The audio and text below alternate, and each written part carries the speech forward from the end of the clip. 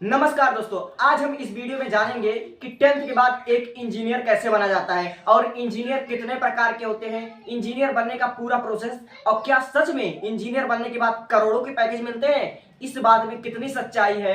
आज हम इसका पूरा पर्दाफाश करके रहेंगे। बस आपसे रिक्वेस्ट रहेगी कि आप लोग वीडियो के अंत तक बने रहें।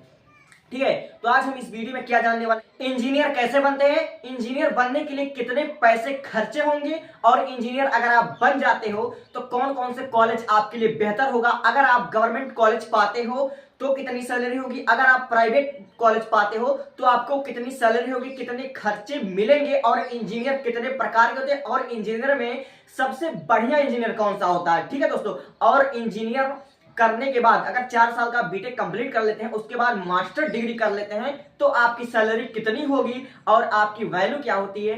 आज हम इस वीडियो में इतने सारे टॉपिक का पर्दाफाश करने वाले हैं दोस्तों, इतने सारे टॉपिक का हम पर्दाफाश करने वाले हैं। ठीक है, सबसे पहले इंजीनियर बनने के लिए क्या करना पड़ता है। देखिए दोस्तों, सबसे पहले आपको इंजीनियर बनने के लिए क्लास 10th में पीसीएम बोले तो फिजिक्स केमिस्ट्री मैथ से 12वीं आपको क्वालिफाई करना पड़ेगा।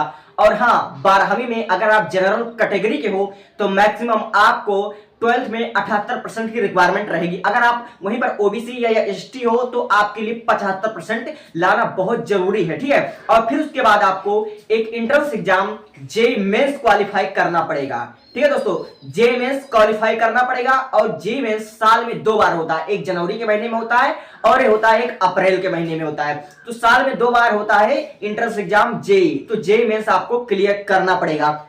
अगर इसमें आप जेईई मेंस को क्लियर करते हैं तो फिर उसके बाद एक और एग्जाम आपको देना पड़ेगा जेईई एडवांस, और जेईई एडवांस साल में एक ही बार होता है, मई या जून के महीने में होता है जेईई एडवांस। अगर आप यह दोनों एग्जाम को क्लियर कर पाते हैं तो फिर आपको एक बेहतर इंजीनियरिंग कॉलेज मिलेगी, जैसे आईआईटी बॉम्बे, आईआईटी कानपुर, आई मद्रास, आईआईटी दिल्ली, आईआईटी हैदराबाद और इतने सारे आपको कॉलेज मिल जाएंगे।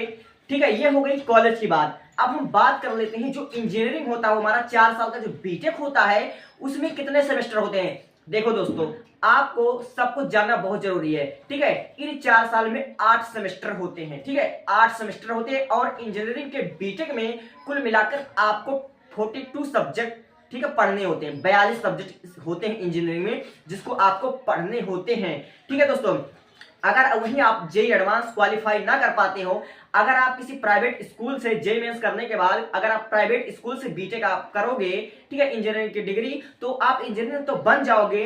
मगर दोस्तों, इंजीनियरिंग एक ऐसी डिग्री है, इसमें कॉलेज भी देखी जाती है कि आप किस कॉलेज से करे हो, किस इंस्टीट्यूट से आप करे हो। ठीक है, इसमें कॉलेज बहुत मायने रखता है। ठीक है, आप ऐसे ऐसे कॉलेज में मतलब करोगे, पढ़ोगे, इंजीनियरिंग करोगे बीटेक, तो आप एक इंजीनियर तो बन जाओगे, लेकिन आपको वो वैल्यू नहीं मिलेगी जो एक IIT Bombay, IIT Delhi, IIT Madras, IIT Kanpur के स्टूडेंट्स को मिलेंगी। ठीक है, अब इसके बाद इंजीनियर बनने में खर्चा कितना आएगा। देखो दोस्तों, ये सब आपके कॉलेज पर डिपेंड करता है। अगर आप बढ़िया इंस्टीट्यूट से पढ़ाई करोगे, आईआईटी बॉम्बे, कानपुर, मद्रास, अगर ऐसे ऐसे आपको कॉलेज मिलते हैं तो आपकी जो फीस होगी वह 2 लाख से लेकर 8 लाख के बीच में होगी। 2 लाख से लेकर 8 लाख या 10 लाख के बीच में होगी। अगर वहीं पर आप प्राइवेट कॉलेज से करते हो तो फीस थोड़ी ज्यादा लगेगी, लेकिन कोई बात नहीं, घबराने की बात नहीं है। इंजीनियरिंग करने में ज्यादा आपका 10-15 लाख रुपए लगे, 10-15 लाख में आपका इंजीनियरिंग कंप्लीट हो जाएगा। ठीक है, इसमें ज्यादा मतलब खर्चा नहीं आएगा, या कोई डॉक्टरी वाली डिग्री नहीं जो करोड़ों रुपए लग जाएगा। इंजीनियरिंग है या 10-15 लाख रुपए में आपका आराम से हो जाएगा। इसमें आपकी मतलब आप कम उम्र में भी इंजीनियर बन सकते हो। आप इंजीनियर बन गए हो, अब इसके बाद आपको जो सैलरी मिलेगी, ठीक है, मैक्सिमम सैलरी अगर बीटेक आप करते हो तो कम से कम आपको शुरुआती जो सैलरी होगी 35,000 होगी। ठीक है, 35,000 40,000 आपकी यह सैलरी होगी। ठीक है, वहीं अगर आप इसके बाद आप मास्टर डिग्री करते हो, ठीक है, मास्टर डिग्री जो बोले एमटेक, एमबीए, ये 2 साल का होता है दोस्तों, यह 2 साल का होता है। अगर आप मास्टर डिग्री कर लेते हो तो आपकी वैल्यू बढ़ जाएगी और आपकी सैलरी लाखों में होगी। ठीक है, लाखों में होगी। ठीक है, और इंजीनियरिंग एक प्रकार की नहीं होती, इंजीनियरिंग कई प्रकार के होते हैं, जैसे software engineering, robotic engineering, petroleum engineering, ठीक है, और इतने सारे इंजीनियरिंग है। ठीक है, इसमें से आप जो भी आप बनना चाहोगे, आपके कैटेगरी के हिसाब से अलग अलग सैलरी होगी। और दोस्तों, जो सबसे मेन होता है, क्या करोड़ों के पैकेज मिलेंगे। देखो दोस्तों, आपको ठीक है आईआईटी बॉम्बे मतलब इंजीनियरिंग करने के बाद करोड़ों की पैकेज तभी मिलेगी जब विदेशी कंपनी आपको हायर करेगी। ठीक ठीक है। विदेशी कंपनी जब आप हायर करी तब आपको करोड़ों के पैकेज मिलेंगे।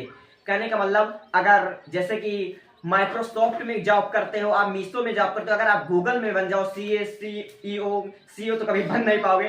अगर आप ऐसे इतनी बड़ी बड़ी कंपनियों में अगर आप जॉब करते हो तो शायद आपको करोड़ों की पैकेज मिल जाएंगे, ठीक है। और हाँ, एक इंजीनियर की सैलरी जो होती है, अगर आप केवल बीटेक किए हो तो आपको 35,000 से लेकर आपको 80,000 तक मिल जाएंगे। अगर वहीं आप मास्टर ऑफ डिग्री किए हो, ठीक है, आप मास्टर ऑफ डिग्री किए हो तो आपकी सैलरी लाखों में होगी। इस तरह से आपका पूरा इंजीनियरिंग यानी कि 11वीं से लेकर पूरा एमटेक तक बीए तक प्रोसेस हमने आपको बता दिया है, ठीक है दोस्तों। आप लोग अब अच्छे तरीके से समझ गए होंगे। अगर आप लोगों को यह वीडियो अच्छा लगेगा तभी आप लोग शेयर और सब्सक्राइब कीजिएगा, ठीक है। अगर आप, ठीक है, देखिए बात कर लेते हैं कि सबसे ज्यादा किस इंजीनियर की डिमांड है। तो देखो दोस्तों, सबसे ज्यादा जो डिमांड होता है ना, वह सिविल इंजीनियर की, रोबोटिक इंजीनियरिंग की, ठीक है, और केमिकल इंजीनियरिंग की। इन तीनों इंजीनियरिंग की बहुत ज्यादा डिमांड होती है, केमिकल इंजीनियरिंग की, ठीक है, और सिविल इंजीनियर की बहुत जरूरत होती है। इन सारे इंजीनियर की बहुत ज्यादा डिमांड होती है, ठीक है। धन्यवाद।